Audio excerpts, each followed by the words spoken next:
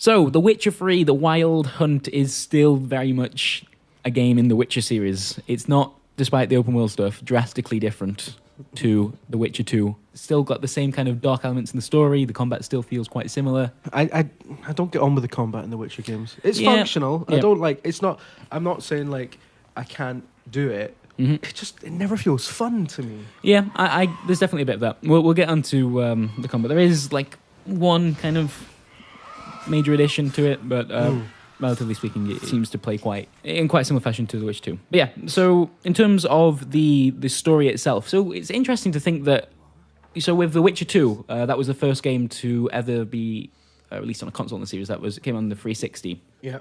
And so the game was kind of designed with that in mind, that players were going to be picking up this before ever playing the first game in the series, and so they had to do a series of flashbacks and make sure that the story kind of made sense for new players. Well, The Witcher 3 is going to have that problem as well, I think, because this is the first Witcher game to release on the PlayStation. Bit of advice for new players is that the story for the Witcher games never makes any sense. It does. You don't have to worry about the first half of it always makes sense, and then it just gets a bit the first crazy. half. Yeah, the first half.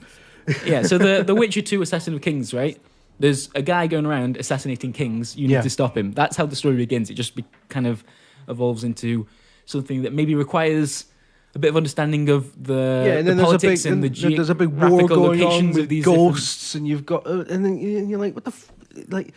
Oh, both Witcher games so far. I hope this one doesn't have that point, like, a third away from the end where you go, I don't know what's going on.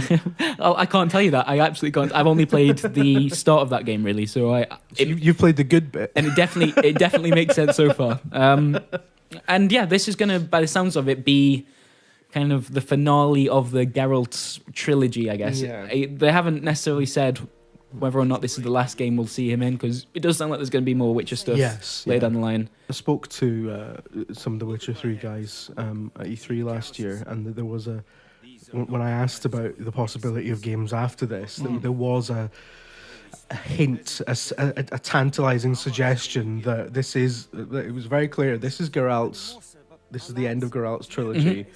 But, probably won't be the last Witcher game or the game in that universe. So be very excited to see what they do after this. This is the biggest The Witcher has ever been, really, isn't it? Like, that, it would be crazy.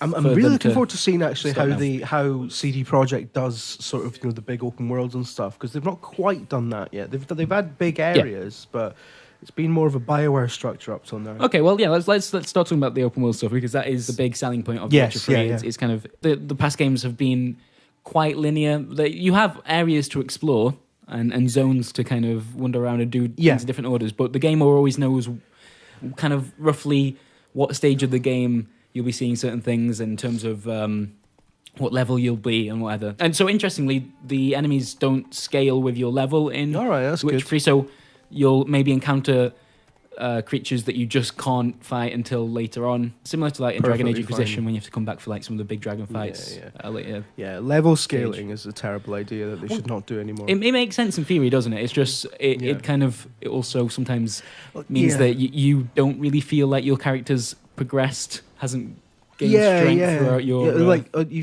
sometimes feel like there's not much point in leveling up. Like you can complete Oblivion at level 1. You can do everything in Oblivion at level 1. And Final Fantasy VIII has a similar problem.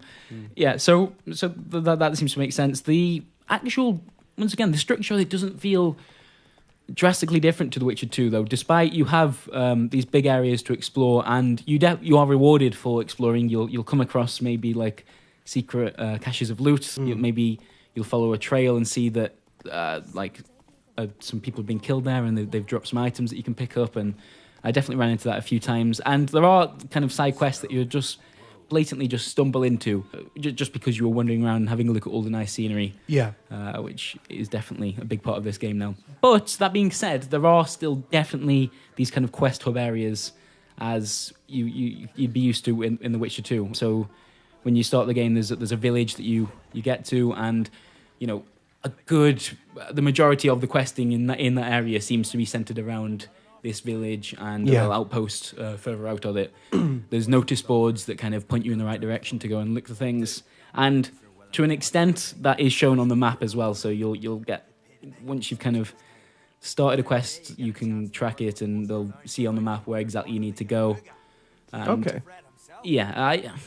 Which is, I like seeing that, but I also worry that I don't want to just be staring at my map all the time. I kind of want the Witcher games have always had something else there, that like a sense that you need to really prepare for, like, so say when you're doing a boss fight in the Witcher, one of the things that really separates it is that you often need to do some reading on what that creature is and the best ways to take it on, and like what kind of items you need to bring with you, and that kind of feeds into the quests as well. It's hard to tell exactly what that balance is going to be like from what I've seen so far, because these quest markers are all over your map, and it will definitely make sure you're going in the right direction, which makes sense because it's an open world and you don't want to just get lost. Yeah.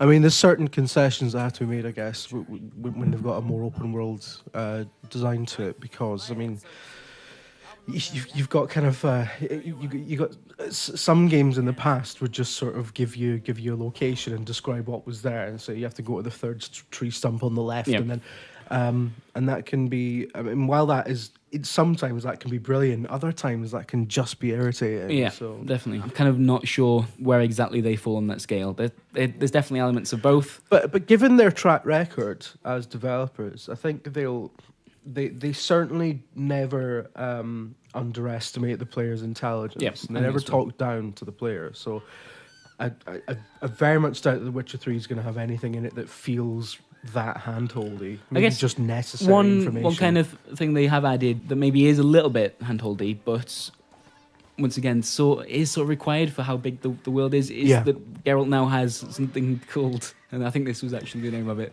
a Witcher sense. Didn't they have that before? I'm not sure it's ever been this detailed. Right. Like, okay. it will show like certain items that you can interact with, or that you can loot, or characters that have got something important to them. You'll get like glowing things to show up when you're in this dance. That's fine. Everyone needs Batman vision. Yeah, it is Batman vision, and they actually do make it feel a little bit more personal to The Witcher. Just because, say, when you're hunting creatures, which is a big part of the Witcher profession, you go around slaying things. Yeah.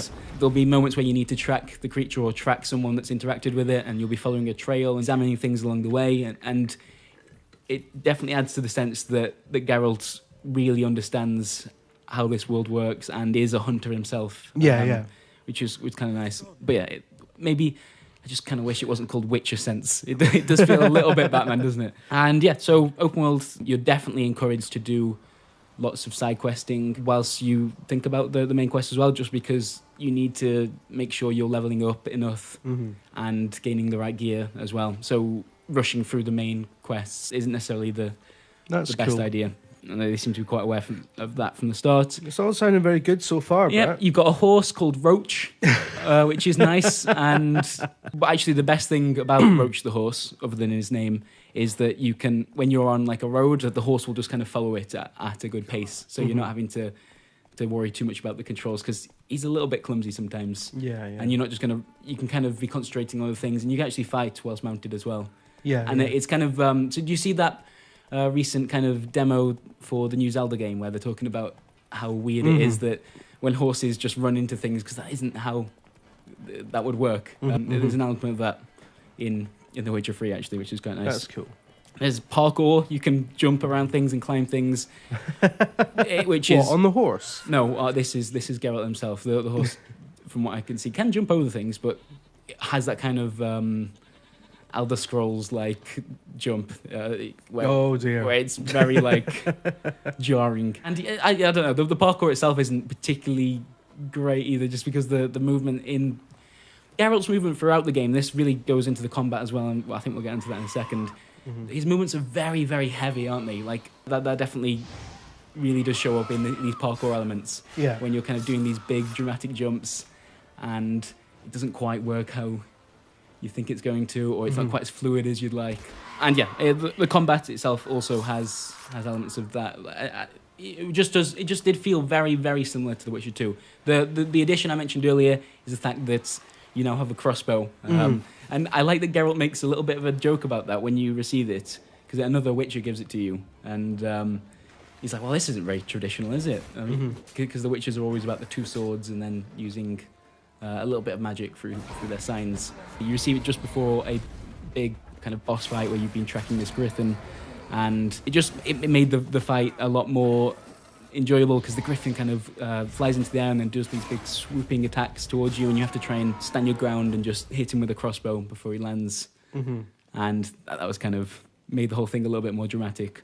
Yeah, that sounds awesome. But that was the big change. Everything else feels very similar. I think my issue with that combat, and this might just be me, although it sounds like it's you as well, is that I don't always trust my abilities, particularly like using the signs. So you've got like I think 5 or 6 different spells that you can cast, and certain enemies like the Griffin was weak to fire. So if you use the I think it's called Igni, and it takes quite a lot of damage. And that's like you knew that beforehand, and it was quite specific to that fight, and it's got a clear weakness that you can exploit. But when you're fighting something that doesn't have that clear weakness, I find that you like experimenting with the signs ends up just feeling really half-hearted. And say if you use that same spell on a normal creature, they hardly blink sometimes. They'll just keep moving towards you, and you need to wait for your stamina to regen before you can cast anything else. I don't know. I just wish they felt a little bit more reliable, because it ended up being that I just used that protective spell, the one that gives you a shield, in almost every fight, because I knew it was reliable and I knew that it was always worth doing. Yeah, it had a clear advantage. Yeah. So, yeah. And because of this, it's got a very, harsh cooldown on some of these spells. Even if you switch to another spell, you've still got to wait for the stamina to regen fully before you can cast your next one. Yeah, I just didn't feel like I could ever really experiment, which is a little bit of a shame. And yeah, there's still heavy movements. I guess that is an intentional thing behind Geralt. He's supposed to be this really big, strong character, and when you swing your sword, you're really committed to it, and you leave yourself open. But that's part of the challenge. Yeah, still.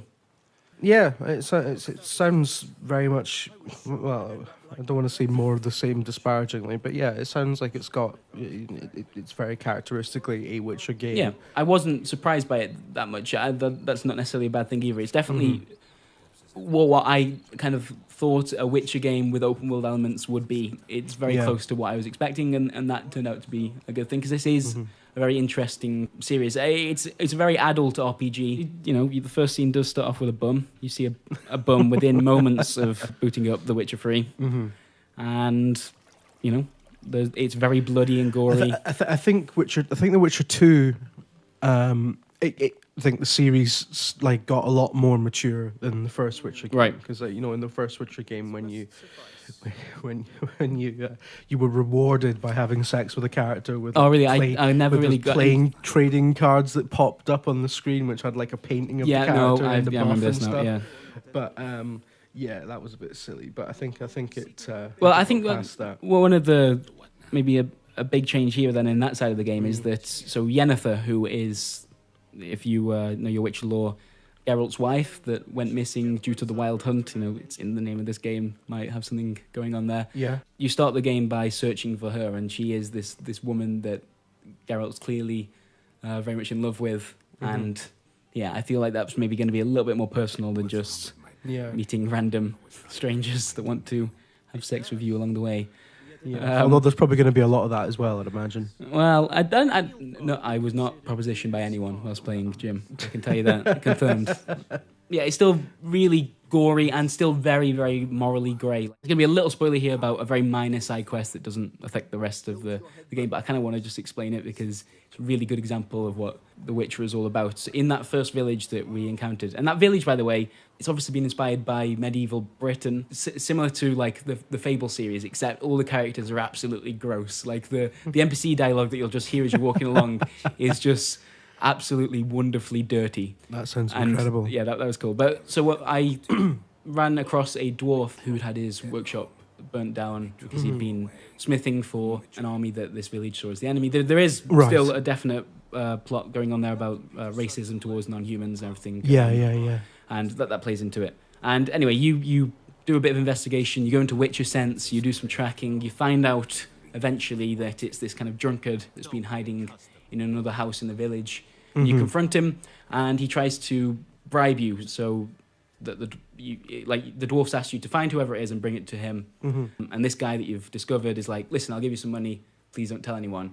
Yeah. And I immediately answered, no, I'm not going to do that because I'm an honourable Witcher. And that's kind of what Geralt says. He's like, I can't be bought so easily. And you're like, yes, I've made the right decision here. I've made the good decision. So I cast like the kind of mind control sign that Geralt has, the Jedi mind trick. And this guy follows me back to the dwarf. I've done... So far, I feel like I've been morally good. Everything's gone well. It's like that. This is textbook good cunt. Yeah. I've RPG'd before, thank you very much. Yeah. I know how these things play out. And I take this guy back to the dwarf, and the dwarf's like, yep, nice one, thank you very much. I'm really mad with this guy. I thought he was one of my friends, and he's just gone and burnt down my hut. That's not good at all. And then he calls over some soldiers, and they hang him. And suddenly, I'm like, whoa, that punishment didn't necessarily match the crime. That's a little bit harsh. Can't we talk about this at all? Maybe come to some kind of understanding. Maybe he should go to jail. Okay, I understand that. But hanging him straight away, and it's completely out of your hands. You make what you think were the good decisions, and as a result, this drunkard, with obvious issues of his own, ends up hanging from a tree by the end of the side quest. That's right. You still, I think, you on balance made the best decision still, though.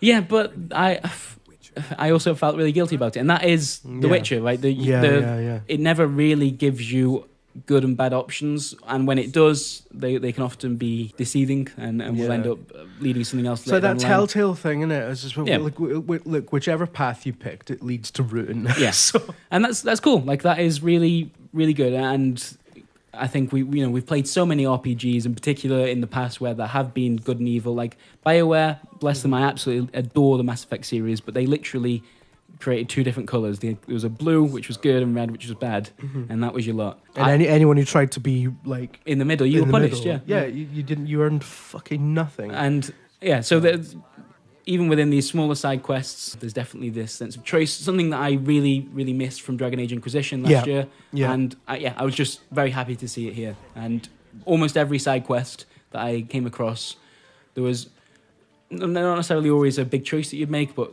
always some kind of discussion and some sense that what you were doing was having an effect on this area and the people that lived in it, in a way that wasn't just collect this and bring it here, which was really cool. And that's actually maybe the thing that I really took away from this hands-on with The Witcher, just because, you're going open world. Are you sacrificing some of that kind of really cool linear storytelling by doing this open world thing? And it doesn't look like they have. All the side quests I did felt important in their own right, which is bloody lovely. And yeah. That's awesome. So, bums, open world, blood and gore, morally indifferent stuff. It does The Witcher pretty well. There's also a card game, which I really liked, by the way. I think I just want to mention this quickly before we wrap up.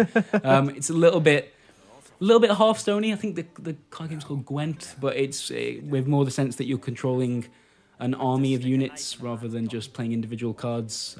You're thinking more about your deck as a whole and how much you can sacrifice each round. I won't go into the details because it's a little bit complicated, and the game will explain that itself. But it's fun, and it also has that kind of thing that Triple Try had in Final Fantasy VIII, where you'll go around doing this little mini game and they'll reward you with new cards, and there's this whole kind of actually quite a valid card game going on whilst you're trotting around on Roach the Horse, saving the world and fighting monsters and doing all that witchering stuff. So that's nice. I always like a good card game, me. Yeah, very much looking forward to it. Yeah, it is apparently definitely going to come out on the 19th of May. I asked how confident they were with this particular release date, because it has been knocked back a couple of times now, and they were like, yep, totally going to do it. We promise. It's in the bag. Can't wait. So got until the 19th of May to play through the first two then. Yeah. Get yourself up to speed. Yeah, well, you better start right now. But from what I played, as far as I can tell, the game is complete now in terms of the structure and the quests and the environmental design and everything. It's just quite buggy. Like I ran into an invisible enemy at one point in a game crash later on, and almost everyone I spoke to had run into some kind of bugs throughout their playthrough. And so as far as I can tell, that pushback is literally going to be just tackling stuff like that, more tweaking than any kind of big gameplay additions, which is relieving to hear, I guess, because we had a year of games that came out a little bit broken. It's weird. It is a big open world RPG, so it's probably gonna have issues to some extent when it comes out. But I do like that they've pushed it back past Christmas to tackle that stuff. There's also problems they won't even discover until it's in the wild as well, if you pardon the pun. Nice. So, It wasn't even a very good pun, so Yeah, I'm not going to pardon I know. it. I'm going to remember it. So, but yeah, you know, following on from Dragon Age Inquisition, I think it's just it's lovely to have that coming up, kind of, you know, a little bit after, but kind of, you know, at the point where everyone's going to be done with Dragon Age. Yeah, and it we're also gonna have this feels- massive thing to go into again. It's definitely, you know, Dragon Age Inquisition is definitely the closest thing we've played recently, but it also has a very different tone to it and a very different approach to totally, combat. totally, yeah. So, even though I played Inquisition very recently, I'm still ready for a Yeah. World Witcher game. It's not like I've had my fill of that genre. yeah, They're definitely different enough. So yeah, cool. That's where we're up to right now. Quite a lengthy chat, as usual when we do these previews for massive goddamn RPGs. Yeah. But yeah, I think that's probably what you wanted to hear. Smashing. And we'll see you soon. Goodbye. Bye. It must suffice.